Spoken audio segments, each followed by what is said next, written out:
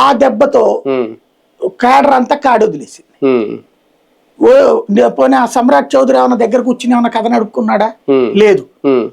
BJP వాళ్ళకి RJD రావడం ఇష్టం ఉండదు, కాంగ్రెస్ రావడం ఇష్టం ఉండదు. ఇతను ప్రశాంత్ కిషోర్ ఒకప్పుడు ఆర్ఎస్ఎస్ క్యాండిడేట్, ప్లస్ ఒకప్పుడు భారతీయ జనతా పార్టీ 2014 అధికారంలోకి రావడానికి ఛాయ్ పే చర్చ అనే కార్యక్రమం ఉంది, అది డిజైనర్ ఇతనే, మోడీది. మోడీతో బాగా ట్రావెల్ అయినోడే కాబట్టి ఆ తర్వాత మళ్ళీ కాంగ్రెస్ తో ట్రావెల్ కావడం కోసం బీజేపీని ద్వేషించినోడే ఇతను.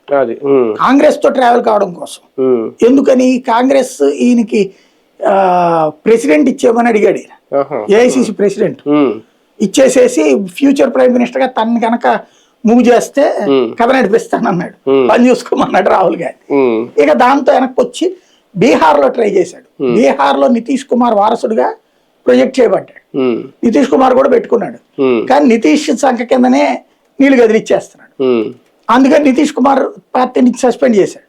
అప్పుడు వాళ్ళ పార్టీ వైస్ ప్రెసిడెంట్ ఇది జేడీయూకి, తర్వాత నితీష్ కుమార్ సస్పెండ్ చేశాడు.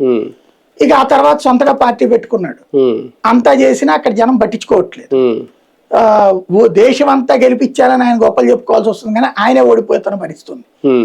అక్కడున్న ఈ బీజేపీ రెబల్స్ ఎవరైతే ఉన్నారో పబ్లిక్ లో, అంటే కార్యకర్తల్లో, వాళ్ళందరూ అటు ఆర్జేడీని గెలిపించలేక ఇటు సమ్రాట్ చౌదరి పెట్టిన